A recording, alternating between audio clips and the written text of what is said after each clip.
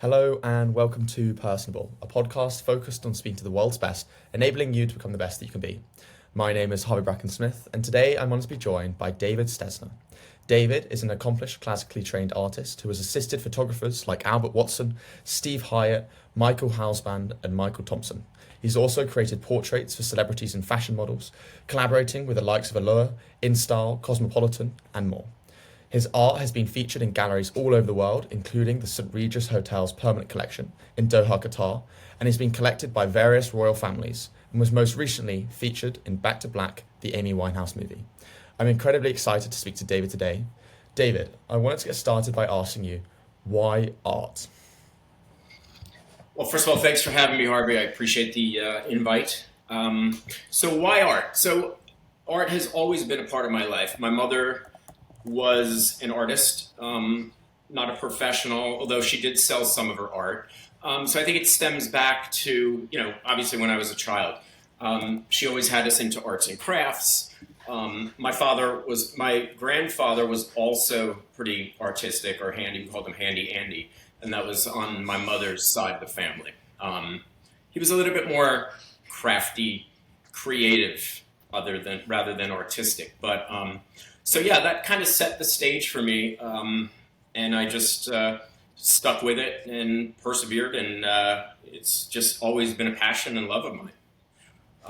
But how go from that like initial interest to, I like the idea of art, to actually getting more detailed in it, getting more into it, and then going from good to great? Because I feel like there's a lot of, even my younger sibling is interested in art and he might be very good at art, but he's more focused on his academics or university life or rugby or other things. It seems like a lot of a secondary thing for most people. And I feel like now selling art, I know selling art has been a thing for a while, but I feel like selling art with social media, it's become even more of like a job that people would say. But when you started at, it would have been even rarer. So could you talk a little bit about like that story of good to great and how you actually went about pursuing it as a career? So yeah, social media, Instagram, TikTok, all those platforms have definitely blown up even, amateur artists, novice artists.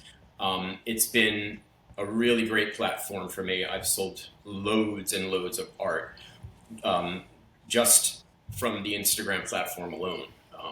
You know, direct messages, emails. Also, I work with a lot of interior designers that help facilitate my sales of my art as well.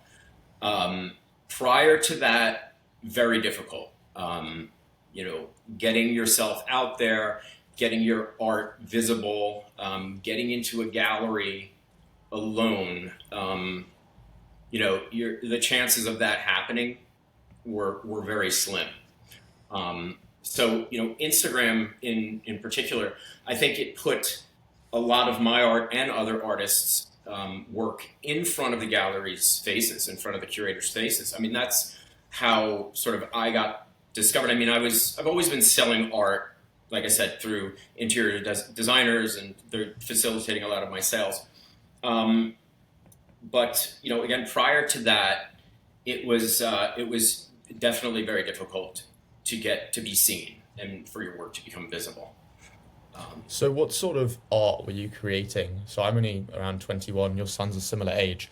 What sort of art were you creating around our age? Were there any other like careers you were interested in potentially pursuing? Were you always like, I want to pursue passion over profit? Was profit still the goal, even by doing art? Could you take me back to the mind of when you're around 20, 21 years old, and what your kind of plan was? So yeah, what's interesting is, did I always plan on being a photographer artist? Yes and no. My first year of college, I went to engineering school, and that was an absolute disaster. I basically only excelled in my two art electives that I took, and everything else was just kind of, oh, this is not working for me. So, I basically had to sit down with my parents, and I said, look, I'm not happy at this university. I want to transfer to an art school because that's my true passion, and that's what's going to make me happy. And let's face it, we need to be happy in life, right?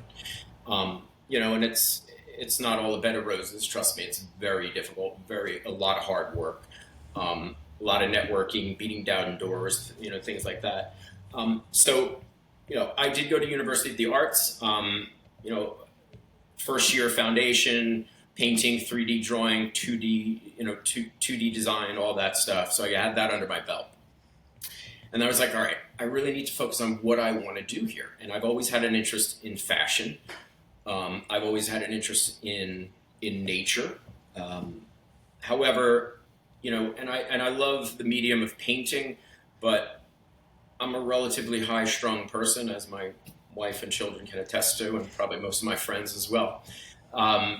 And painting was just never instant enough for me. It was too slow. The end result, the end product would take an extremely long time. So I was like, you know what? I have an interest in fashion. I have an interest in photography. My grandmother gave me my first camera when I was probably 11 or 12 years old. And so that's what I went for. And I really wanted to do portraiture. I wanted to do fashion, and that's ultimately what I ended up doing when I got out of college. So yeah, I mean that's pretty much how the ball rolled. And then I want to leave some questions for you. I don't want to jump ahead, but things sort of. Things with my industry as time went on, there were a lot of changes. The whole digital side of photography came into play, and when digital photography first came out, it was like, all right, this is terrible. I'll never switch to digital photography. It's not happening. And then one day in the studio, I had a client, and I think it was for an ad job, and they're like, no, we want to shoot digital. We want extremely high res. We need a quick turnaround. We need a quick edit. We need quick retouching. And I'm like, oh shit, okay. So, basically sat down with my assistants, went over all the digital. I had some experience with digital photography prior to that, but so we shot the whole job digitally. And what's amazing with digital when you're on set is everything happens so quickly. You get your shot so much quicker. You don't have to wait for a Polaroid, to test your lighting. Basically, you'd have to wait. We'd shoot tons of Polaroids in the back of our camera. Pull out Polaroids. Wait 3 to 5 minutes for it to cook. Pull it. Okay, fix that light. But with digital, it's boom, boom, boom, as you know. So yeah, and then you start editing right on set. You can even start retouching right on set. So much quicker. And then, just rolled with that and kind of never looked back. I don't think I've shot a roll of film in, I would say, maybe 12 years, honestly, or more. Not to be a skeptic, but I can recall when I was younger and people would tell me, yeah, I do photography for a living. And I was thinking, we've got the iPhone. What do you need a photographer for? Yeah. And then I don't think people appreciate just how hard or talented you have to be a photographer until they get behind a camera. And so then I was like, all right, all these shots, let's get in. And then I start taking it on my iPhone or even my mum's nicer camera. I'm like, there's a focus, there's an art in finding the right type of day, the right lighting, the right subject at the right angle, under the right influence with the right everything on it. And then you've got commercial photography, you've got, ads, you've got models. And it's this whole art which completely changes how someone looks. It's even like with my own life and going to the gym, right? Like you can look at yourself on one day with bad lighting and you're like, oh my God, I've got to, completely cut out all my foods. And then you look down from top down lighting and I look like The Rock. Maybe I don't look like The Rock. Yeah, we can pretend for a little bit. Right. So I want to go a little more still into that like early bit, and then I'll get on more to the evolution of photography. But what was it like when I mentioned some names in the introduction, you mentioned it was a while back.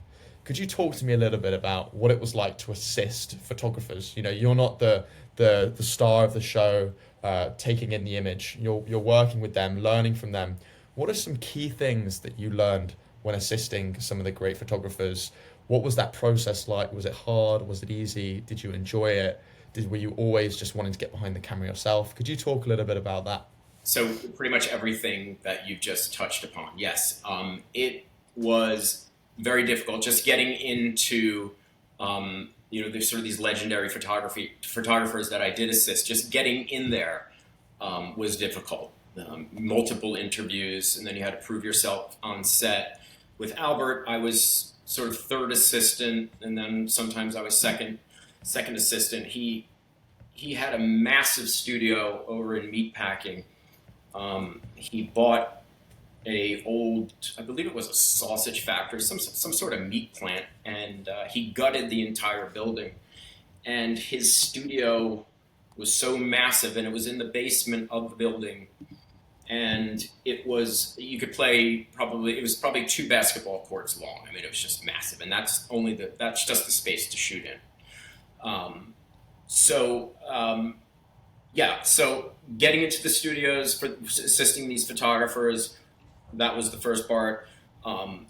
Getting along with them was another part. Very difficult. Dealing with personalities, dealing with the egos. Can you go into a little more detail on that point? Because I feel like it's quite obvious for you or me who's watched a bit of like YouTube and videos going back to the time. But could you really like paint a picture on like dealing with the egos back in that time? Because for someone in like Gen Z probably hasn't come across, photographers at that time, like it'd be quite good to have some detail on that. Well, things are very different. It was, photo shoots were extremely glamorous. You had a massive team. You had hair and makeup, obviously. You had wardrobe. You had multiple stylists and assistants, or one main stylist. There was an art director, sometimes a creative director. It was organized chaos, to say the least. But always ended up getting the job done. Dealing with the ego, you just gotta grin and bear it, take it all with a grain of salt, kind of thing. I do have to say I did walk out on a couple of photographers, or maybe one. I walked out on one that I'm not going to mention his name. And we were in the middle of shooting a pretty big heavy metal band, but it was just, it was abusive. It was really abuse. And luckily there were 2 other assistants there, but I was like, look, this is too much. So eat crow, take it all with a grain of salt. That's what you kind of do. Bite your tongue, don't talk back. And it's tough when you're a kid right out of college. You kind of have a little bit of an attitude yourself. I was somewhat rebellious, and you just had to just leather skin, deal with it, suck it up. But even with that sort of notion of like the rebellion, the egotistical photographers around you that you have to learn, the big photo shoots, the excitement of it all, there is still a degree of an immense level of detail, perfectionism, consistency, discipline, particularly in that age of like Polaroids. What do you think it was that kept you there day after day? Because I'm sure there were a lot of other photographers' assistants who, eventually after a few weeks, few months, few years, were like, all right, screw this, I'm going to do something else. Why do you think you stuck it out? It was exciting. Dealing with celebrities, just the fast pace, the hustle and bustle, the creativity, just being around creative people. And again, going back to that sort of, glamour, there was a lot of glamour. It was truly glamorous, even though as an assistant, you were kind of, you were the low man on the totem pole, and you were sort of always in the sidelines or hanging back. But after working with the same crew and the same people, multiple jobs as an assistant, if you're shooting with the same photographer and magazine, and you're working with the same crew, you built a rapport. And then with experience and age too, you just learn how to deal with people, and then it got a little bit more fun when you were one of the gang, so to speak. They included you. You kind of already touched on this, but I want to bring it back now. I was actually asking your son Shane about what to ask you, and he thought it was particularly fascinating, exactly what you just touched upon, about what it was like to shoot commercial film, the whole process of developing editing in the early 90s and early 2000s.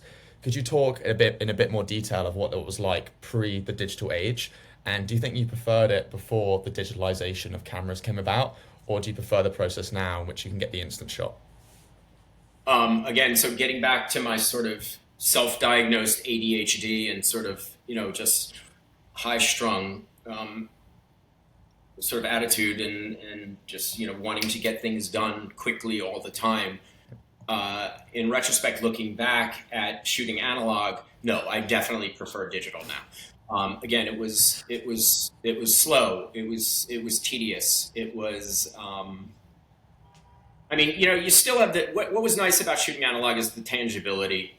Um, you know, that sort of whole, what's the word I'm looking for?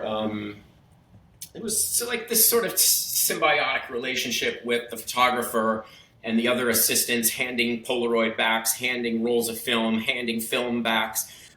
All of that was sort of, you know, fast paced, but waiting for Polaroids and things like that was a little sort of, I don't know, just looking at your watch, kind of that type of thing. But there was always during that time there was always conversation among the crew. Once you had a rapport with them, and so that was the fun part. But again, do I miss shooting analog? No, I don't. I think digital. There's just so much more latitude. It's just so much quicker. You get so much done, in such a faster amount of time. So yeah. You mentioned this idea of, working with models and celebrities. As someone outside the space, in terms of like the more beauty focused industry, I would say that early 2000s, when I was like a younger boy, there was more of this idea of this like absolute level of beauty, particularly, magnified by the likes of Victoria's Secret. And then, without going into too much detail on the political side, in recent years, there was this idea of like any woman's body, any man's body is beautiful, etc. But also this rise of individualism in which people are taken for more of the person of who they are versus their bodies. But even so, there are people that are more objectively beautiful than other people. How do you go about capturing the essence of who a person is without them simply just being better looking or worse looking? Whether it's a band or an artist or a model. Is there a different way that you will shoot a supermodel versus another supermodel versus an artist versus the regular person on the street to maintain that level of uniqueness without simply categorizing people into their level of objective beauty?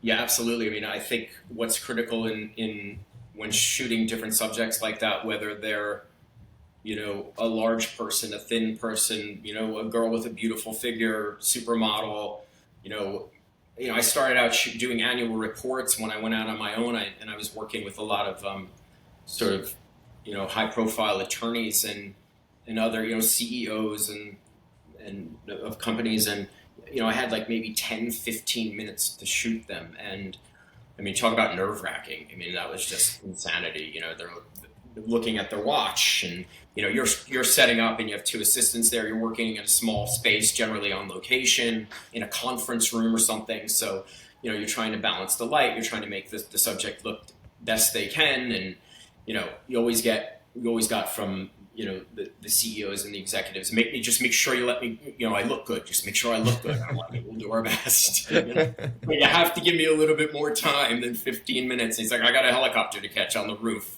so I'm like, but yeah, so, I think a lot of it, you got to make your subject feel comfortable. You have to sort of break the ice. I did work with a couple celebrities and artists, musical artists that I was never able to break the ice with. And that was me shooting the jobs and assisting as well. Some people are just, very difficult people. They don't want to show emotion. They're very static in front of the camera. So, direction plays a crucial role in getting that personality, the persona, making that person look as best you can. And then, ultimately the end result, they want to be happy in the magazine or whoever you're shooting for, you have to make the client happy. Right. So, it's difficult. it's can be a bit nerve wracking. So, I was always, when I was shooting film, I was the photographer that, my assistants would look at me and they'd be like, Dave, you just shot like 50 rolls of film, on this guy for one shot. And I'm like, yeah, we'll take care of that. We'll sort that out in the edit, So I had a lot of contact sheets, and then back in the days, it was like going through contact sheets. You cut out the frames, and then you gave your edit to the client or to the magazine. And so again, that was another aspect of sort of the the sort of tedious and time-consuming part of shooting analog. A key point that you focused on there, which is quite similar, is a similarity, a commonality between both photography and with social media in the digital age, is this idea of showing life through a camera. And it's definitely something that I've been able to appreciate a lot more through social media. I think by speaking to other people in the social media space that are much bigger than me, they almost say that if you want to show emotion through the camera, you need to have whatever emotion you normally have and then double it, because a lot of it gets lost behind the essence of a camera. So when you focus on building rapport, with a photographer, with a subject that you're going to shoot, how do you get them in a space where they can open up, where they can show emotion? And could you talk a little bit about the real differences that someone not in the photography space would not be able to appreciate, if they were not taking a photo of what it's like with someone being static versus showing their emotion in front of a camera? So again, it's just sort of doing your best to make them feel comfortable, having your crew make them feel as comfortable as possible. A lot of celebrities would have their entourage with them, and they would sort of help out as well. Sometimes they would interfere, but it's kind of tough to say. And my style of photography was sort of, and still is, when I would shoot portraits and beauty, and I was very static. I was not a big lifestyle photographer. I did do a lot of location work. For magazines, where the girl, they wanted the girls like running down the beach or jumping in them. I'm like, this is not really my forte. This isn't really my, I'm more of a static type photographer. I'm about capturing sort of the simplicity and the beauty and working my light on the subject. And then again, all hair and makeup obviously plays a very big integral part in all of that as well. So, when it comes to, some people are just, some people are really comfortable in front of the camera and some people just aren't. And you just do your best to try and put them at ease and see what you come up with. Sometimes, again, you just got the same pose. If you're shooting portraits, you could just get the same, very similar pose of it. It just depends on the subject, really, and what they're comfortable doing. So that answers your question. No, it does. So within the static notion of capturing someone's simplicity, essence, and beauty, just being who they are, what sort of things would make the difference between average photographer, a good photographer, and a great photographer in terms of their level of being able to capture someone? Like where is the hidden 1% in capturing a static portrait between the best in the world versus the man on the street? The hidden 1%. I think that those, by no means I'm a legendary photographer. I don't consider myself a master. I did very well for myself shooting editorial, and I don't shoot a lot of commercial photography anymore. I shoot for my brand now, which we can talk about later. But so I think what separates that 1% is, obviously a recognizable style for a photographer. You look at an Arthur Elgort, you know it's an Arthur Elgort. You look at a Bruce Weber, it's a Bruce Weber. You look at a Mizell, it's a Mizell. So these guys had definitely, recognizable styles that would carry through into Italian Vogue, into all the campaigns that they did. And that's what set them apart, I think, from from all the rest. And that's why they kind of became the masters, so to speak. And then again, you got to have the full package. You have to be able to get along with people. You got to be able to like we were just talking about earlier, sort of get the personality out of the person. So it's not just technical. It's about reading the person well, making them feel comfortable. They need to be comfortable with you, and when they are comfortable with you, you'll get a lot more. And I truly believe that it's the full package. You know what I mean? And there are photographers who are known for just their beauty. Like I was sort of when I was shooting more editorial and shooting for Laura and Style, I was basically just shooting beauty at that time. And I did some stuff for L'Oreal. I did some stuff for Revlon, things like that. Other companies, primarily beauty. So I definitely was recognized for my lighting and the sort of simplicity and beauty and elegance of my photography. But there are photographers who can, and it amazes me, and it always has, still does, that there are photographers that can do anything. Lifestyle photography, beautiful beauty, portraits, and do it really, really well. Albert Watson being one of them, Mizell, another one, Michael Thompson. They're just phenomenal. I mean, it's amazing. But there's always that notion though that if you kind of put yourself in every field, the jack of all trades, masters of none. But even if you are a master of all, you kind of can lose that level of signature and perfection within, or excellence within one particular field when going across everything else.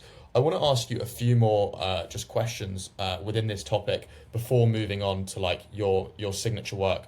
The first of which is, what is a big misconception that people would have about you and the work that you do? A misconception about me.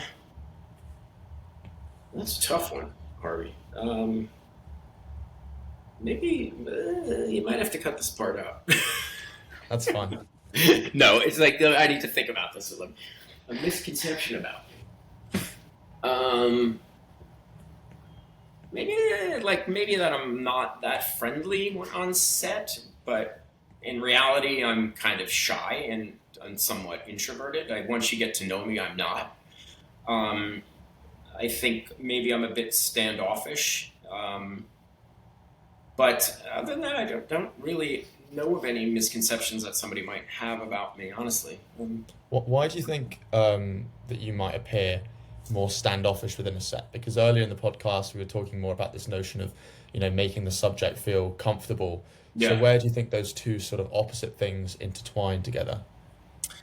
Well, me being standoffish, I think, again, just going back to just a bit of an introvert and relatively shy. And, that being said, when you're talking to someone on set, you have to be really careful that you don't say something that's going to be offensive to them, especially nowadays. I mean, you got to watch everything you say, right? I come from an Irish-Polish background where things were spoken outwardly in our home, and there was a lot of sarcasm in the Stesner house.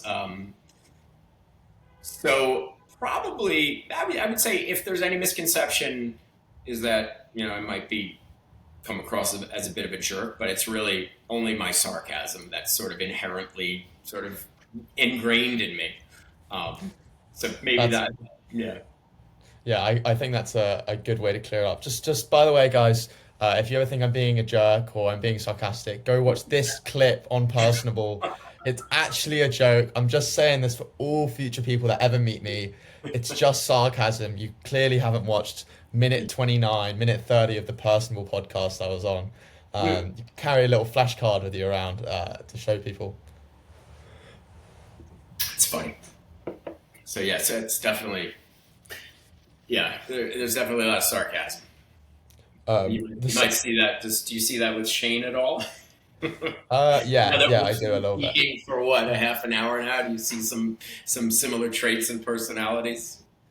No, definitely. I think sarcasm is a good thing when people know about it. I think it's definitely a very used thing within the UK where I'm from. but in the US, people don't understand it as much. So I think it's both a thing of, sticking to who you are and sharing a bit of who Yeah. you are and where you're from, but also understanding the cultures you're within because you don't want to offend people. Yeah. The second of those more holistic questions I wanted to ask, you joked before that it's about who you know, but even with the notion that it's not about being given opportunities, but it's about actually networking with people and having your work in front of the right people, as shown with social media and putting your art in front of galleries. Could you talk little bit about the idea of networking? I mean, to be able to get your art into the St. Regis Hotel, to do work with royal families, that is not some your average Joe networking. That is like the best. Like, how have you been able to do this over time? I actually spoke to an artist, I think one of my first few, by the name of Ian Alexander, who I think's done portraits of the likes of Donald Trump, who's also worked with royal families, what has worked with Middle Eastern families as well, basically done the best. So I'd be curious to compare and contrast how you approach networking, how you work with the best galleries, the best people, the best clients, and also make people believe that this art is worth paying for and it's not simply just another photo or another piece of art. Yeah, so networking was never one of my strong points. I'm definitely not a schmoozer. Socially, I like to be in social atmospheres. Once you drop me in a gallery opening or meeting with a magazine, with the whole staff of the magazine, then I can sort of open up. But just sort of getting there is, yeah. I mean, networking was tough for me because again, not a big network. I think with my art, I really only, I would say, started pursuing my art like hardcore. I was probably it's going on maybe 13, 14 years. And honestly, social media really helped. I mean, the galleries that found me, and they found me. And there was a couple that I reached out to and sent my CV to and sent them my work and got in that way. But my gallery in Amsterdam, they found me on Instagram, and flew me over there, and we did a show in their galleries in Amsterdam and Rotterdam, and it's amazing how sort of that free advertising just kind of really worked for the artist and works for the artist, and helped just sort of network for them. Um, and again, it facilitated a lot of those connections, without physically actually having to, go and meet with people. And it's really been invaluable. It really has. And I want to ask you one more, more broader question, specifically tying towards galleries before moving on. Something I've noticed, in the limited art that I've done, there is no, hidden masterpiece that someone's going to find in 1,000 years yet from me. But there is still, I made like a clay gorilla, or I've made some cool like paintings or whatever. I did art at GCSEs, so up to 16 in the UK. And my younger brother in particular is very talented at art. And he did a bit of work with that artist, Ian Alexander, which is pretty cool. But I do think there is a notion to which, if I was to make something I'm really proud of, spend a ton of hours in it, a ton of my creative outlet, even these podcasts to an extent, it is a version of art. And even though it's on the internet and I'm sharing it with other people, I can still access it, I can still see it, I can still breathe it, I can still relive it and watch it. But with art, right, if you sell it, that's in someone else's home. You can see a photo of it, you can see an NFT of it, but it's not the same as having the actual art that you created. To what extent do you ever feel like when you create such an incredible piece of art, hey, I just want to keep this? I know with photography, you print it out and whatever, so it might be a bit different, but to what extent do you ever say, I've just made this incredible thing, I want to actually keep this to myself, versus, do you lose a bit of yourself when you sell art? Like, how does that come together in your mind? It's interesting that you brought that up. I think sometimes there are some pieces that you just don't want to let go of, But so I kind of found a way around that. A lot of what I sell, I do editions. So I do editions, and most of my work, although I call it mixed media, it's mixed media digital. So the end result is pretty much limited edition prints that I've worked on, and I'll include a background that I've painted. I do some embossing. I've done some, sort of Gucci logo backgrounds, LV backgrounds, and I'll create these backgrounds myself. And what I do is I photograph those, and then I again. So a lot of what I do, a lot of my subject matter is butterflies, highly stylized butterflies. And we can talk about how we got there. But so yeah, what I do is I create editions, generally limited editions of 15 to 20 with 5 artist proofs. If there's something that I really love, I'll put 1 or 2 in the archive and I'll hang on to it. And I won't sell those editions. If it's a commission piece, one-off that I fall in love with, you just got a deal. Because I've been commissioned, and you need the money. So you got to pay your rent. You got to put your kids through school, So, but yeah, I mean, it is sometimes a little bit difficult to let go. But when you look at your bank account, you get over it. So please correct me if I'm wrong, because I would hate to get this wrong. But going more into the butterfly collection, I believe it's deeply personal to you, inspired by the passing of your sister, Barbara, and also the birth of your daughter, Blake. How do you balance such profound emotional contrasts in your creative process? What's interesting is I started out photographing the butterflies. I just sort of stumbled upon it. I mean, again, I've always been a nature lover. I think there's a lot of correlations between the butterfly, the models, the metamorphosis. The model comes into the studio, you change her, you do her hair. She walks in scrub face in a t-shirt and jeans, and you dress her up. However, whether it be an amazing Givenchy ball gown with big hair and beautiful makeup, and you see that metamorphosis, you see that transformation. So I think there is that sort of that analogy between the caterpillar and butterfly and the model that walks in. And what's interesting, and I've always found that part of the photography that I do is very interesting. But when I made the correlation between butterflies and sort of my fashion, I kind of stumbled upon it. I was a chaperone, and I was with Shane, and we went to the Museum of Natural History. I was on a class trip, and we were at a butterfly exhibit, and I would always walk around with my kind of point and shoot Leica, and we were in this hot, steamy sort of enclosure, sort of this terrarium, so to speak, and there were tons of butterflies flying around, and I would just randomly took some shots of these butterflies, and I came back to the studio, popped in a memory card, and started messing around with them. I was like, wow, these are just absolutely amazing.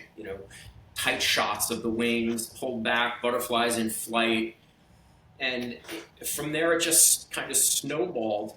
And then as I got into it more and more, like you said, my sister had passed away, and she loved butterflies. She was a nature lover as well. She would always have hummingbirds that would come in her backyard. She'd have her hummingbird feeders out, and she unfortunately passed away. So, these sort of, I perpetuated these butterflies and kept them going. And again, like you said, with the, when my wife was pregnant with my daughter, I realized that there was sort of this dichotomy of life and death, and how fragile humans are, and how they're symbolic of human nature and emotions, and so yeah, I mean that's there is a definite emotional connection to that degree with my art.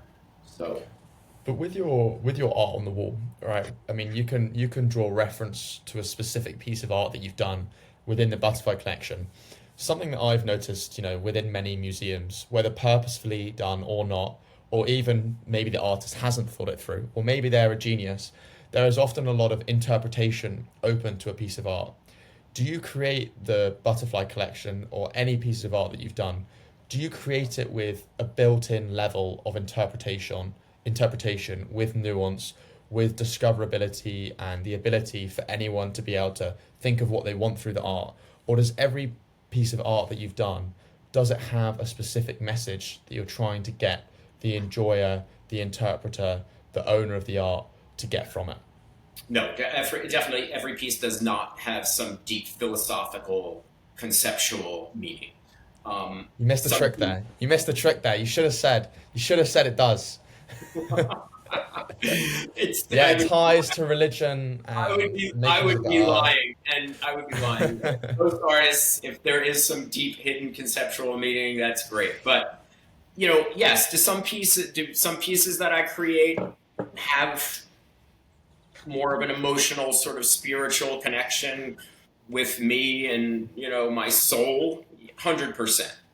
Um, and sometimes I just create things just because I think they're just beautiful, and there's a harmony, there's a balance, there's a symmetry, there's a soothing color. Like this, one of my most popular pieces that I sold to the royal family of Jordan. It's it's called Cobalt Midnight Blues, and it's basically just rows of blue morph butterflies, shot landscape, and then sort of manipulated. I did like this sort of offset version, and it was just this harmonious, beautiful piece that still to this day, I mean, people just they just drool over. I mean, it's kind of amazing. The piece is timeless. You just never get sick of looking at it. And I mean, yeah, I mean, I've actually recreated that image multiple times, obviously different versions, because like I said, I do limited edition. There it is. Yeah, that's the one. So yeah, it was so popular, we started applying it to our brand. Um, Without pissing off my collectors, obviously. So we changed it. I changed it, I should say, not we. And manipulated it so that it's not an exact replica of the original or the limited edition. And it's still one of my most popular images, and I love it too. I mean, blue's an amazing, soothing color. Which, if you ask anybody in the world like what your favorite color is, I would say probably 60%, 70% would say blue. Well, actually, interestingly enough, I'm in Australia right now, as you know, and in the rainforest, butterflies will have the color blue because it's actually the color of nothingness. And so that's the color that they show when you're seeing nothing. It's actually this color of blue. And so if you speak to the indigenous people here, when you show them the color blue, it's the rarest, most special, most sacred color within the rainforest because it's just so rare, signified by the butterfly.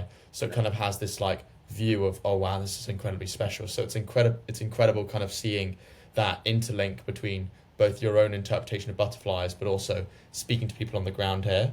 How does the relationship work from the point of creation to selling limited edition pieces to selling limited edition but maybe like 15 to 20?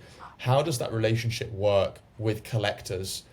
You kind of touched upon it there. If I was thinking of, I've met a few art collectors in my time, and they might talk a bit about the background, they'll talk about the time it was made, they'll talk about why it's special, the limited edition element, and how has the views of collectors informed how you make art? You spoke about limited edition, stuff like that. Could you talk a bit about that adaptive relationship between you and collectors, and as a consequence of that, their buyers? So yeah, I mean, there's a lot of artists out there that just produce one-offs. Painters in particular, they don't do limited editions. My medium is obviously majority is photography. Again, mixed media. I do a lot of hand painting. I do a lot of digital painting, digital manipulation, all done by hand. Like for instance, a lot of the borders that I put around my imagery is all done digitally by hand. Some of the pieces I'll actually spray paint on, or I'll paint by hand. So if a client wants me to sort of embellish and make it a one of a kind, I do. There's no rules or regulations to art, right? Are there clients out there that only want one of a kind? They want the rarity of it. They don't want to see it anywhere else. Yes, there's definitely clients out there. Are there in collectors? Are there clients and collectors that don't care that there's 15 or 20, globally around the world. There's people that, that doesn't bother them. So, it's just a question of finding that client or them finding you, and not really caring about the fact that there's, does that answer your question? Yeah, that makes sense, and it also kind of ties to that point of like, there's almost an idea in which if people have mini versions of what you have, it makes it more special. If I was to have like a toy car Lamborghini versus the real one, it actually adds to the hype and exclusiveness and limited nature of the real thing, because otherwise people just don't really know that it exists. Linking to that point on Lamborghini, you've done a collaboration with them. How did that come about to be? How have you been able to associate your art with high-end collectors, high-end brands? What was that process like, and how has it developed over time? So one of my friend worked at a Lamborghini dealership, and I have an affinity for cars, and I love Lamborghinis, and I love all the colors of Lamborghinis. So, he had asked me, he's like, would you ever consider doing an art show in collaboration with Lamborghini and Manhattan Motor Cars here in the showroom? And I'm like, that would be great. Awesome. Yeah, let's do it. I said, maybe we should get a charity on board, and we'll make it extra special, and we'll donate a portion to a charity. So we ended up doing an exhibit. It was a one night only. We had a great turnout. We did it with Ovarian Cancer Research Fund. We donated a portion of the proceeds to them. We charged admission at the door, and all of that money went to OCRF as well. And it was a great night. And what I did is I basically created art. They had the show that they had in the showroom was all the cars that they were exhibiting were all very limited edition cars. So what I basically, they had a Pirelli Aventador, the Mora edition. They had another Pirelli. It was a bright yellow. I forget the name of that one. But anyway, there was 5 cars. And basically what I did is I based the coloration of the pieces that were in the cars at the time. And we kind of sort of hand selected them from some of their inventory and what they were getting in for the show, or to have in their showroom. And then I sort of, based whatever I did. I didn't create imagery entirely for that. So I did, but I had some in my archive that the colors were like perfectly matched to, whether it be subconsciously or not, were perfectly matched to some of the paint, the finishes on the cars. Specifically the Mora, the other Pirelli. I had this yellow piece that I called Lemon Lives. It was like the colors. I was like, I didn't even really see this car in person, and then I created this piece of art, and it's like it's exact same color as the car. So it was great because the cars and the art played off one another. They worked really well together. Lamborghinis are beautiful. They have amazing lines, perfectly balanced, amazing symmetry. And then the works that I exhibited for that show had a very similar feel. I think, and I was literally going to say that exact same point with regard to your art and Lamborghini. I think something in which people underappreciate is I think people think things just either are or they're not. Things are either valuable or they're not. People are either well-connected or they're not. People are associated with well-connected businesses, firms, art, the whole list, or they're not. And I couldn't disagree with that idea more. I mean, I keep relating back to this podcast because that's my own version of art in a sense.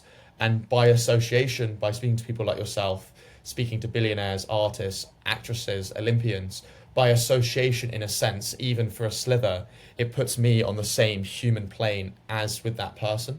And it's the exact same with your art, in which Lamborghini doesn't just become a Lamborghini because it is Lamborghini.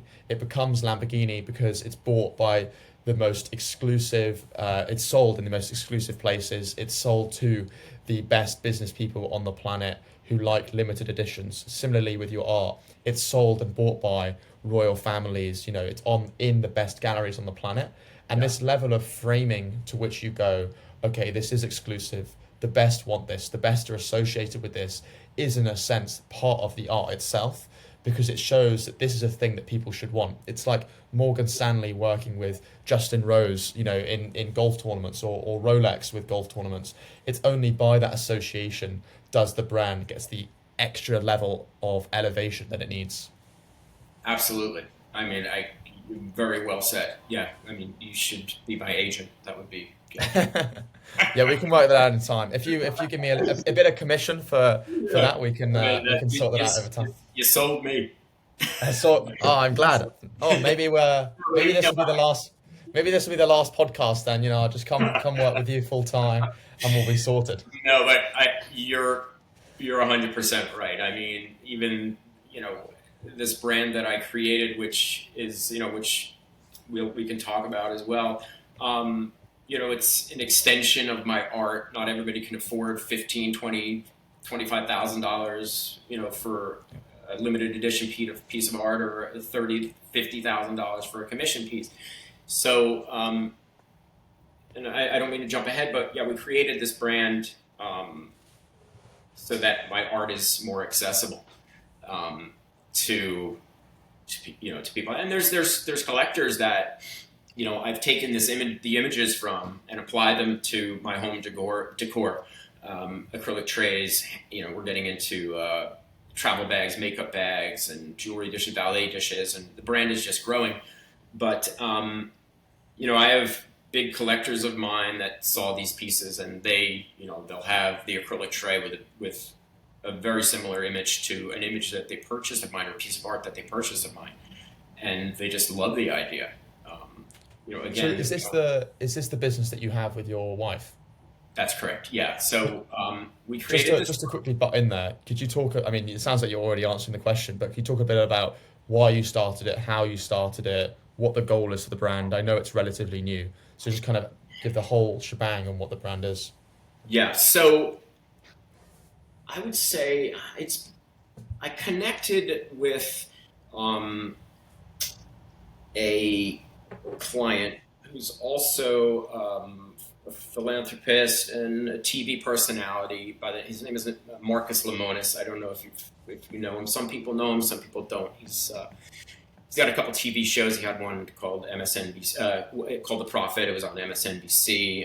You know, he goes around saving businesses and things like that. Anyway, they found my art on Instagram and reached out to me, and they wanted to purchase some art. So I built a relationship with them, and Bobby had mentioned to me she owns a chain of stores called Shop Marcus, and she reached out to me, and she had asked me, she said, "Did you ever consider applying your art to home decor?" And I was like, "Well, I actually have done some of that. Yes, I've done some acrylic trays." And she's like, "Well, that's great." She's like, "Produce some, send me some samples, and we'll get them in the store." So that's what I did. I sourced out. I started printing, you know, manipulating the art so that they were formatted into these different acrylic trays, and I was selling to them for a number of years. Then about a year ago, my wife and I said, who's again my wife Deanna, that you're going to be interviewing later, we said, you know what, well, let's take this to the next step. Let's create a brand. So we created David Stesner Art House. And what we do is we apply the artworks to, like I said, different home decor and accessories, acrylic trays, ballet dishes, and we're expanding on that. We started doing makeup bags. So yeah, it's been really interesting. I never thought I would sort of create a new business at this point in my life, because, you know, I'm getting up there in age. But you know, it's been fun. It's been a lot of work, but it's been very successful thus far, and it's well received. And we did our first trade show about a month ago. We pulled it all together in 5 days. It was right here in New York City. The show is called Shock Object, and we met a bunch of buyers, learned a lot about the business, sort of ins and outs, and it was just a great experience, and made a lot of connections and made a lot of sales, which is even better. I can't recall the name of the brand, but just to give an example to the idea of luxury by association, they were essentially getting like t-shirts. If you think about like a designer brand selling a shirt, a t-shirt, probably could be a couple $100, could even be $1,000 if it's something like Balenciaga or Off-White. It could be extremely expensive. And this brand kind of had a similar design to those, but they were only selling their shirts for like $50 or $60, which compared to the normal shirt is still a bit more, but it's like a fifth of what these other designer brands would go for. And so then you might ask the question, oh, well, then what makes it a luxury item? And actually, if you went on their website, they would sell caviar as well. And so the instant thought from a consumer point of view is, oh, well, they sell caviar, so therefore they must be a prestigious brand, they must be exclusive, there must be an element to which this is a luxurious brand. Sort of like a two-prong question. How do you keep that association with luxury, with this new brand that you're building, with homeware, as you start to increase the quantity of things that you're making? And as the secondary prong, what is sort of the vision? Like if we were to ask you 5-10 years, where do you want this business to be? Is this you want it in every home? Is it you want it to be in only certain homes? Do you want it to be, how do those two sort of things with both the vision element and the luxury with an increased quantity sort of come together? Yeah, so the first part of your question, I think, number one is obviously the imagery. You have to pick some images just don't work in home decor. They don't work with the trays. They don't work with the handbags, with the makeup bags. Image choice is really important. Color is important. Color choice, trending colors at the time is extremely important. And then, of course, quality. You have to keep your quality standards up. When I was sourcing out, I can't even tell you the amount of rounds of samples that I received, and I just declined. I said, nope, it's not working. It's just, quality's not there. These trays that we're manufacturing, they're difficult to make, and they're done by machine, but the end result, obviously everything's designed here in New York City. They're manufactured overseas, though. The craftsmanship, it has to be up to par. It has to, and I won't accept anything less than 1,000%. And I wouldn't feel comfortable selling my products if they weren't flawless in my eye. I'm extremely particular. I'm a perfectionist. And like I said, I rejected a lot of samples before we got to where we are with these products. And it'll always be that way. So I think in those terms, when you're talking about luxury, again, it's quality, it's image choice, it's trend. That's pretty much it. And then yes, you do have to be somewhat selective to who you sell to, but at the same time, we consider this and we brand these products as luxury items. The price point, it's a little high for basically, we call it like living in art. They're useful, artful pieces. They're pieces that can be used. You can look at them for their beauty, and they're functional, and they're made well, and they're conversation pieces. But just to jump in there, I feel like a lot of people don't realize from a branding perspective why it's sometimes necessary to have an increased price point, not just simply from an affordability point of view, but if you take away the element of exclusivity, it undermines the art. And so again, I apologize for jumping in, but looking at, there's this big podcast called the All In Podcast, which is basically very news related for like big billionaire venture capitalists. And they did this thing called the All In Summit, which was basically from, I think, the 8th of September through the 10th of September. They got a couple hundred people in LA.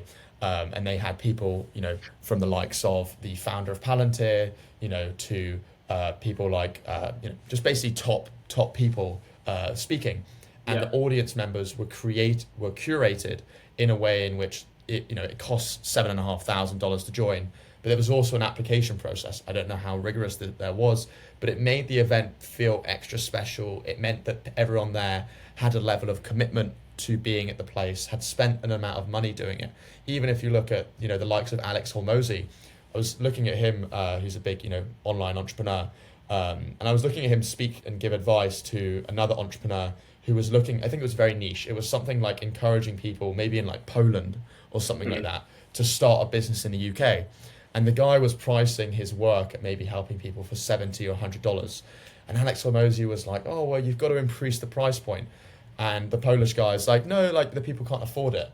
And then Alex is like, okay, well, what is the increased level of revenue, opportunity, or enterprise value that a person will get if they went to the UK and started their business there? Is it $1,000? Is it $100,000? Is it $50,000? Okay, well then you should price your product according to that. Charge them $1,000 because it shows that they're serious. It shows that they're willing to take the risk, and the amount that they'll get in return is much more. So I didn't mean to jump in there, but I just wanted to add that level of intellect to it, because I think some people might just look at the price and be like, oh, well, that's stupid. But actually, there is a business sense to that. There absolutely is, 100%. I mean, you kind of hit the nail on the head. Yeah. I mean, if you're selling your pieces of these what I call luxury items, again, they're not something. It's not a toothbrush. These are it's something that even though it's useful, you don't really need it in your life to survive, right? It's a luxury. So, and it's beautiful and it's functional. But yeah, I mean, agreed. If you're selling these in the $5 general dollar store for $5, then they're not considered luxury items, right? And I don't know, you're just decreases your profit margins unless you're selling hundreds and hundreds of thousands. But yeah, I know I wouldn't want to go there with these pieces. I have three final questions that I want to ask.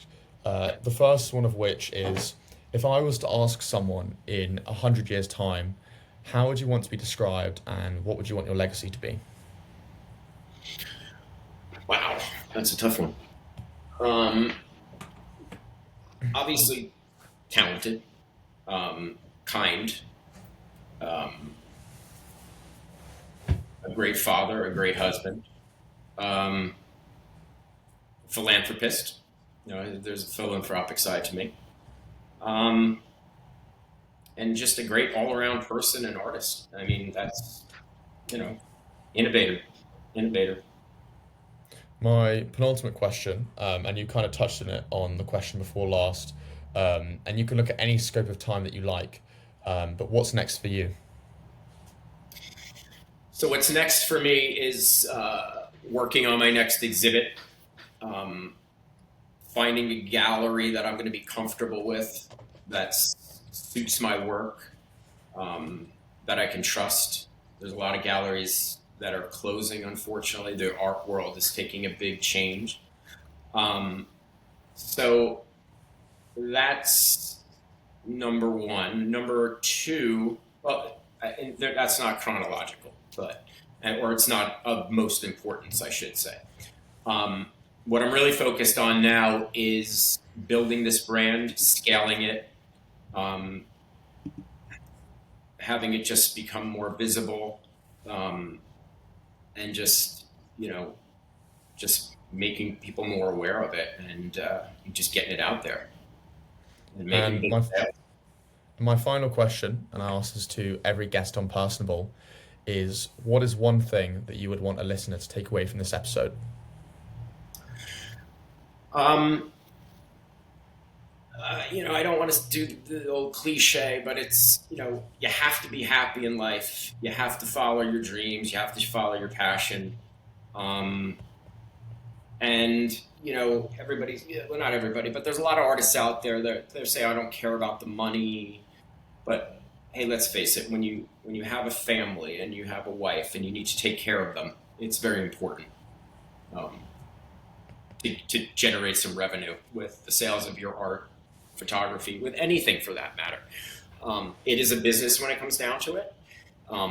You have to be happy with what you're doing. Like I said, you don't want to sell yourself short. So yeah, I mean, pursue what you love and try and make it work, but always have a backup plan, because sometimes it doesn't always work. You need a backup plan. I think if I was to give a commonly misplaced misconception, kind of saying the same thing twice, about artists, is that I would say that oftentimes people think people do art as a level of an escapism from society, less of a dialogue about what's going on, and more of a mechanism to escape from everything going on in life. It's either too overwhelming for them or they can't get a job, and so they do it. And then suddenly one of them, their art's so good or gets found after their death that, it gets sold for hundreds of thousands or millions of dollars. And I actually couldn't argue that you are further from that idea. And even so, the artist Ian Alexander as well was the same. And I would actually say that if you want to get into business, if you want to understand what are the core things around networking, around starting a business, I would say speak to a luxury artist like yourself, because I think there is something to be said about creating a product that is so unique, that is so different to what has been done before, and then going to people and being like, yes, this should be next to a Lamborghini. Yes, this should be in the most luxurious hotels. This should be in the Sheikh's house, which says this is a staple piece that says this is the best of the best that there is. And it's so unique and it's so incredible that makes the power of brand, above all else. And I think that's really incredible. I really like the honesty that you gave me, both with regard to there not being a level of interpretability to art, but it just is what it is. And on top of that, your level of saying that when you're standoffish, it's your sarcasm. And so you'll hopefully be pointing future friends and colleagues towards this podcast as a mechanism if they think you're a bit grumpy. So thank you so much for coming on the podcast today. I feel like I learned a tremendous amount. Brad. I thought there was a lot of value it. in it. Yeah, thank you. That was very insightful. I mean, this has been a great experience, hopefully for you, and I know it has been for me as well. So I appreciate your time. And yeah, man, thanks. Thank you.